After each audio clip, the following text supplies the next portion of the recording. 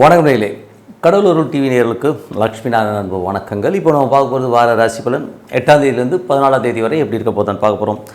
எப்போதுமே சொல்கிறதாங்க, லக்னத்தை பாருங்கள். ராசிக்கு பார்ப்பதை விட லக்னத்தை பார்க்க ரொம்ப பர்ஃபெக்டாக இருக்கும். உதாரணமாக ஒரு மகர லக்னம் விருச்சிக ராசினா நீங்கள் விருச்சிக ராசிக்கான பலன்களை பார்க்குறது மகர ராசிக்கான பலன்களை பார்க்க ரொம்ப பர்ஃபெக்டாக இருக்கும். முதல்ல வர்றது பொது பலன்கள், அதுக்கப்புறம் தசாபுக்தி பலன்கள். உங்கள் ஜனனகால ஜாதகத்தில் என்ன தசாபுக்தி அந்தரங்கள் வருதோ அதை நோட் பண்ணி வச்சுட்டு அதை மிங்கிள் பண்ணி பார்க்குறது ரொம்ப பர்ஃபெக்டாக இருக்கும். வீடியோட எண்டில் டிப் ஆஃப் த வீக் இருக்குது, மறக்காமல் பாருங்கள். சிம்மராசி. சிம்மராசிக்கு பார்த்தீங்கன்னா உங்களுக்கு ராசி அதிபதி சூரியன் பார்த்தீங்கன்னா உங்களுக்கு 10ல் இருக்கார். 10ல் இருக்கும்போது தொழிலில் ஒரு பெரிய அபார வளர்ச்சி, நல்ல ஒரு கமாண்டிங்கான சூழ்நிலை கண்டிப்பாக ஏற்படுத்துவாருங்க. ஸோ அது ஒரு நல்ல விஷயமாக இருக்கும். தாய் தந்தையாருடைய சப்போர்ட் நிறைய பேருக்கு கிடைக்கும். ஸோ அதெல்லாமே ரொம்ப அற்புதமான விஷயங்கள்.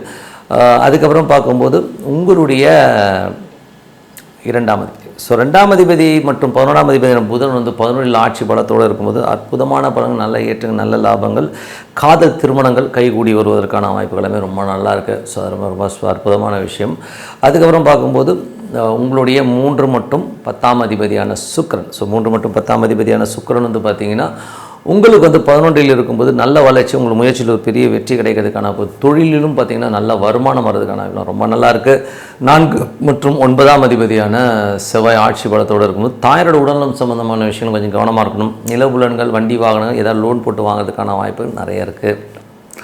அதுக்கப்புறம் பார்க்கும்போது 5, 8ஆம் அதிபதியான குரு இப்போ 12ல் இருக்கிறது பார்த்திங்கன்னா கொஞ்சம் குழந்தைகளுக்காக நிறைய ஸ்பெண்ட் பண்ணுறமான சூழ்நிலை நிறைய ஏற்படுத்தும். கொஞ்சம் செலவுகள் அதிகமான ஃபீலை கொடுக்கும். அதே நேரத்தில் 8ஆம் அதிபதி 12ல் இருக்கும்போது தேவையில்லாத ஒரு விஷயத்தை நினச்சி நம்ம வருத்தப்படுறது, ஒரு நைட்டு தூங்காமல் இருக்குது, இந்த மாதிரி விஷயங்களாக இருக்கும். கொஞ்சம் கவனமாக எதுக்காக வருத்தப்படுறவங்க யோசித்தோம்னாலே அடுத்த கட்டத்துக்கு நம்ம போகிறதுக்கான வாய்ப்பு ரொம்ப நல்லா இருக்குது. அதுக்கப்புறம் உங்களுடைய 9ஆம் அதிபதி செவ்வாய் ஆட்சி பலத்தோடு இருக்கும்போது அது 11ல் இருக்குங்க. ஸோ செவ்வாய் பரணி நட்சத்திரம் சுக்கிரனுடைய சாரத்தில் இருக்கும்போது உங்களுக்கு முயற்சியில் ஒரு பெரிய வெற்றி கிடைக்கிறதுக்கான வாய்ப்புகள் ரொம்ப நல்லா இருக்குது. தாய் தந்தையர் சம்மந்தமான விஷயம் நல்ல அனுகூலமாகவும் சந்தோஷமாக இருக்கிறதுக்கான வாய்ப்பு எல்லாமே ரொம்ப நல்லா இருக்குது. அதுக்கப்புறம் உங்களுடைய 10ஆம் அதிபதி. 10ஆம் அதிபதியான சுக்கிரன் 11ல் இருக்கும்போது தொழில் ரீதியான விஷயங்கள் பெரிய வெற்றிகள், பெரிய லாபங்கள் வர்றதுக்கான வாய்ப்பு எல்லாமே ரொம்ப நல்லா இருக்குங்க. ஸோ இதுவரை 10 பொது பலன்கள். இப்போ பார்ப்போம் தசாபக்தி பலன்கள். சிம்ம லக்னமாகிறது சூரிய தசாவதில் சூரியன் பார்த்திங்கன்னா உங்களுக்கு இப்போ 10ல் இருக்கும்போது தொழில் ரீதியான விஷயங்கள் நல்ல பிரம்மாண்டமான வளர்ச்சி, நல்ல ஏற்றங்கள் வர்றதுக்கான வாய்ப்புகள் ரொம்ப நல்லா இருக்குது. சிம்ம லக்னமானது சந்திர தசாபதி சந்திரன் 12ல் இருக்கிறவர் இப்போ 7 இருக்கும்போது நல்ல ஏற்றங்கள், நல்ல லாபங்களை கொடுத்தாலும் கொஞ்சம் ஒரு புதன் வியாழக்கிழமைகளில் மட்டும் கொஞ்சம் கேர்ஃபுல்லாக இருந்துக்கிறது ரொம்ப ரொம்ப நல்லது. மற்றபடி எல்லாமே சிறப்பு தான். சிம்ம லக்னமானது செவ்வாய் தசாபுத்தி செவ்வாய் பார்த்திங்கன்னா உங்களுக்கு 4 மற்றும் 9ஆம் அதிபதி 9ல் ஆட்சி பலத்தோடு பெரிய வெற்றிகள், சந்தோஷங்கள், குதூகலங்கள், வெளிநாட்டில் இருக்கும்போது பெரிய லாபங்களை கொடுக்கறதுக்கான வாய்ப்புகள் நல்லா இருக்குது. நிலபுலன்கள், சொத்துக்கள் வாங்கிறதுக்கான வாய்ப்புகளுமே ரொம்ப நல்லா இருக்குங்க.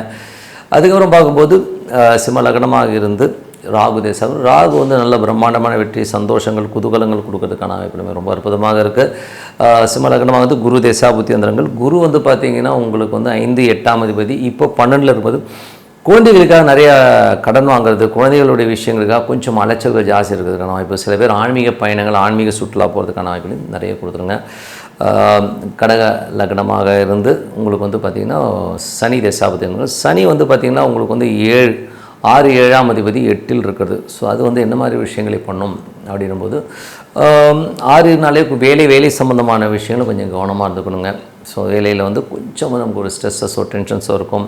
அதே மாதிரி அப்பா கிட்ட பேசும்போதோ பழகும்போது கொஞ்சம் கவனமாக பார்த்துக்கிறது ரொம்ப ரொம்ப நல்லது.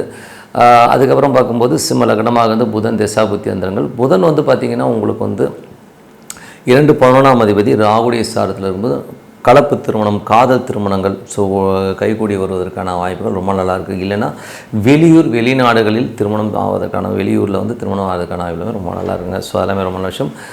சிம்ம லக்னமாக குரு தேசாபுத்தி அந்தரங்கள். குரு பார்த்திங்கன்னா உங்களுக்கு 5, 8ஆம் அதிபதி 12ல் இருக்கும்போது குழந்தைகளுடைய விஷயத்துக்காக ரொம்ப மனசலனங்களும் ஒரு உளைச்சல் வரதுக்கான வாய்ப்புகள் கொஞ்சம் கவனமாக இருக்கிறது ரொம்ப ரொம்ப நல்லது.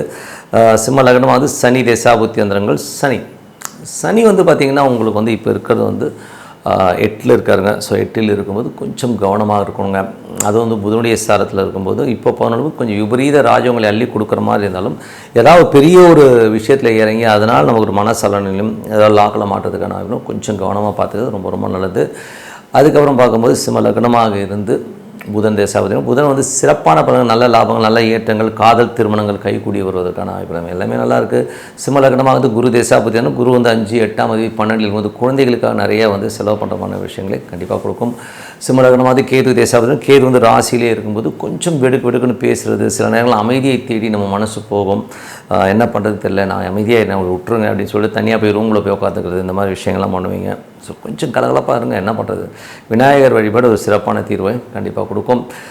சிம்ம லக்னம் வந்து சுக்கிர தேசாபதினம். சுக்கிரன் வந்து பார்த்திங்கன்னா உங்களுக்கு 10ல் இருக்கும்போது தொழில் ரீதியான விஷயங்கள் நல்ல லாபங்கள், 10ஆம் தேதி 11 நல்ல லாபங்கள், நல்ல ஏற்றங்கள் கொடுக்கறதுக்கான வாய்ப்புமே ரொம்ப நல்லாயிருக்கு. ஸோ என்னை பொறுத்தவரை நல்ல ஒரு பிரார்த்தனை, மனதார இறைவனை பிரார்த்தனை மூலம் கண்டிப்பாக அடுத்த லெவல் போகிறதுக்கான ரொம்ப சிறப்பாக இருக்குது. Tip of the week. So tip of the வீக்கில் வந்து பார்த்திங்கன்னா இந்த முறை பார்க்க போகிறது சூரிய பெயர்ச்சி, ஷடசித்தி புண்ணிய காலம்னு சொல்லுவோம். ஏன்னா வந்து ஒவ்வொரு முறையும் சூரியன் பெயர்ச்சி ஆகும்போது ஒரு முக்கியமான ஒரு நிகழ்வாகும். அது வந்து ஒவ்வொரு கடவுளையும் நீங்கள் வழிபட்டு அதனால் வர பலன்களை கொடுக்குற விஷயமாக தான் இது இருக்குங்க. ஸோ உதாரணமாக சொல்ல போனோம்னா சங்கராந்தின்னு சொல்லுவோம். ஸோ அதுனா சரம், ஸ்திரம், உபயன்னு வந்து 3 ராசியில் போகும்போது, சரத்தில் போகும்போது சங்கராந்தி இன்னும் சொல்லுவோம். ஸோ அது வந்து பார்த்திங்கன்னா நீங்கள் வந்து ஐயப்ப வழிபாடுக்கு வந்து ரொம்ப சிறப்பாக இருக்கும். ஸோ ஐயப்ப வழிபாடு பண்ணும்போது ஒரு அற்புதமான பலன்களை கொடுக்கும். குலதெய்வ வழிபாடு, ஐயப்ப வழிபாடில் வந்து உங்களுக்கு வந்து கேட்ட விஷயங்கள், குலதெய்வத்திற்கு தேவையான அனைத்து விஷயமும் அதில் வந்து வந்துருங்க. ஸோ அது ரொம்ப சிறப்பான விஷயம். அதுக்கு அடுத்தது பார்த்திங்கன்னா விஷ்ணுபதி புண்ணியகாலம். இது வந்து எல்லாருக்குமே தெரியும். விஷ்ணுபதி புண்ணியகாலங்கிறது வந்து பொருளாதாரம், பெருமாள் வழிபாடு ஒரு பொருளாதாரத்தில் வந்து உங்களுக்கு வேற ஒரு லெவலில் வந்து கொண்டு போகிறதுக்கான விஷயங்களை கண்டிப்பாக கொடுக்கும். 3வது வர தான் இந்த ஷடசித்தி புண்ணியகாலம். அதை பற்றி தான் பேச போகிறோம். என்றைக்குமே உபயராசிக்குள்ளே இப்போ மிதுனத்துக்குள்ளே சூரியன் பயிற்சி ஆகிறார். ஸோ அப்போ வந்து அந்த ஆனி மாதத்தில் சூரியன் வந்து மிதுனத்துக்கு என்ட்ரி ஆகும்போது இதை வந்து ஷடசித்தி புண்ணியகாலமும். இது வந்து ரொம்ப ரொம்ப முக்கியம் யாருக்குன்னா ஈஸ்வரன். ஸோ ஈஸ்வர வழிபாடு, ஈஸ்வர ஆலயத்துக்கு போய் வழிபாடு பண்ணும்போது என்ன மாதிரி விஷயங்கள் பண்ணோம் அப்படின்போது, இது வந்து உங்களுக்கு வந்து குலத்தில் உள்ள நிறைய பிரச்சனைகள், குடும்பத்தில் உள்ள பிரச்சனைகளாக இருக்கலாம், வம்சாவழியில் இருக்கிற பிரச்சனைகளாக இருக்கலாம். ஸோ அந்த மாதிரி நம்ம வந்து நமக்கு சொல்ல முடியாது இல்லையா, ஃபேமிலியில் இது ரொம்ப பிரச்சனையாக இருக்குங்க, ஏதோ ஒரு ரூபத்தில் ஏதோ ஒரு பிரச்சனைகள் போயிட்டுருக்கும். நான் சொல்ல பொருளாதாரம் கிடையாது, வேறு மாதிரியான பிரச்சனைகள் இருக்கும்போது அதிலிருந்து விடுபடுறதுக்கு வந்து இது ரொம்ப சிறப்பாக இருக்கும். அது மட்டும் இல்லாமல் அன்னைக்கு வந்து ஈஸ்வர வழிபாடு பண்ணுறதுக்கு சித்தர்கள் வருவார்கள்ங்கிறது வந்து ஐதீகமான விஷயம். ஸோ உங்களுக்கு ஒரு மன நிம்மதி இல்லை, ஏதோ ஒரு பிரச்சனையில் உழண்டுட்டுருக்கீங்கன்னா இந்த ஷடசித்தி புண்ணிய காலத்தை நீங்கள் பயன்படுத்திக்கணும். ஸோ இதில் வந்து பார்த்திங்கன்னா ஆனி மாதம், அதாவது பார்த்திங்கன்னா ஜூன் 15ஆம் தேதி சாயங்காலம் வருதுங்க. சாயங்காலம் வந்து பார்த்திங்கன்னா ஏன்னா அது மாறுறது பார்த்திங்கன்னா ஒரு 12:30 மணிக்கு வந்து மாறுது எக்ஸாக்டாக சூரியன். ஆனால் 12:30 மணிக்கு கோயில்கள் திறந்துருப்பாங்க, கொஞ்சம் கஷ்டம்தான். ஸோ அதனால் நீங்கள் வந்து ஒரு ஈவினிங் ஒரு 4 மணிலேருந்து ஒரு 8 மணிக்குள்ளே அந்த இறைவனை, ஈஸ்வரனை வழிபாடு பண்ணுங்கள். மனதார பிரார்த்தனை பண்ணுறது ரொம்ப சிறப்பு. ஒரு வில்வம் போட்டு வழிபாடு பண்ணி பாருங்கள், ரொம்ப அற்புதமாக இருக்கும். அது விரதம் இருக்கலாம். யாருக்காச்சும் எனக்கு நோய் நொடியெல்லாம் எதுவும் இல்லை, நான் ஈஸ்வரனுக்காக ஒரு பொழுது இருக்கிறேன் அப்படின்னும்போது காலையிலேருந்து ஒரு சாயங்காலம் வரை விரதம் இருந்து ஈஸ்வரனை வழிபாடு பண்ணும்போது அற்புதமான பலன்கள். அதே நேரத்தில் இதே ஷடசித்தி புண்ணிய காலத்தில் சித்தர் சமாதிகளுக்கு போயிட்டு வழிபாடு பண்ணுறதும் ரொம்ப சிறப்பான பலன்களை கொடுக்கும். ஏன்னா சித்தர் சமாதிகளுக்கு போகும்போது உங்களுடைய கர்ம வினைகளை தீர்க்க உள்ளது தான் வந்து இந்த ஷடசித்தி புண்ணிய காலம். அதில் வந்து நீங்கள் போகும்போது நமக்கு வந்து ஜெனட்டிக்காக இருக்கிற நிறைய பிரச்சனைகளுக்கான தீர்வை கண்டிப்பாக கொடுத்துரும். அது மட்டும் இல்லை ஜோதிடர்கள், வழக்கறிஞர்கள், வாக்கு சேல்ஸ்மேன், இவங்களுக்கெல்லாம் வந்து பார்த்திங்கன்னா வாக்கு வன்மைனால் ஒரு வாக்குல வந்து ஒரு உண்மை சித்தின்னு சொல்லுவோம். ஸோ வாக்கு வன்மை, வாக்கு சித்தி ஏற்படணுன்னா இந்த ஷடசித்தி புண்ணிய காலத்தில் சித்தர் வழிபாடும் ஈஸ்வர வழிபாடும் உங்களுக்கு வந்து சிறப்பான ஒரு பலன்களும் கர்மா தோஷங்களை நீக்க வல்ல ஒரு அற்புதமான காலகட்டம் தான் இந்த ஷடசித்தி புண்ணிய காலம். எல்லோருமே இப்போ பொருளாதாரத்துக்கு எப்படி வந்து விஷ்ணுபதி புண்ணிய காலம், எனக்கு பணம் வேணும் போது எல்லாம் விஷ்ணுபதி புண்ணிய காலத்தில் போய் வழிபட்டிங்களோம். அந்த மாதிரி ஏன் வாழ்க்கையில் இருக்க கர்மானா நமக்கு பொருளாதாரம் அல்லாத வழியாக சில பிரச்சனைகளோடு நம்ம குடும்பம் பாதிக்கப்பட்டிருக்கும். அதுலேருந்து வெளியில் வர்றதுக்கு இந்த ஷடசித்தி புண்ணிய காலம் ரொம்ப அற்புதமாக இருக்கும். நீங்கள் கோயில் போயிட்டு வரும்போது யாராச்சும் உங்களுக்கு வந்து தான தர்மங்களோ இல்லை அங்கே இருக்கிறவங்களுக்கு வந்து ஒரு துணி தானம் செய்கிறது, இல்லை ஒரு சாப்பாடு தானம் பண்ணுறது வந்து உங்களுக்கு சிறப்பான பலன்கள் கண்டிப்பாக கொடுக்குங்க. ஏன்னா வந்து இது வந்து சித்தர்களே உங்கள் கண் முன்னே அந்த ஈஸ்வரன் வழிபாட்டுக்காக வருவாங்கங்கிறது ஐதீகம். பண்ணி பாருங்கள்.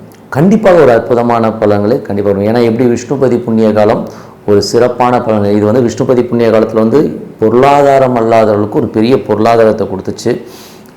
இந்த ஷடசித்தி புண்ணிய காலம் வந்து உங்கள் கர்மாவை தீர்க்க வல்லது, வாக்கு வன்மையை சிறப்பாக கொண்டு வருங்க. ஸோ அதனால் வந்து இதை எல்லாருமே பயன்படுத்திக்கிங்க. உங்கள் வாழ்வில் கர்மாக்கள் நீங்கள், கர்ம தோஷங்கள் நீங்கள் இந்த ஷடசித்தி புண்ணிய காலம் ஜூன் 15ஆம் தேதி சாயங்காலம் 6 மணிலேருந்து 8 மணி வரை நீங்கள் எத்தனை வாட்டி சுற்றணுன்னா நீங்கள் ஒரு 9 முறை சுற்றுங்க. ஈஸ்வரனுக்காக விரதம் இருக்கலாம், இல்லைன்னா நீங்கள் ஒரு வில்வமாச்சும் போட்டு நீங்கள் வழிபாடு பண்ணுங்கள். சித்தர் சமாதிகளுக்கு போங்க, சிறப்பான வாழ்க்கை உங்களை வந்து சேரும்.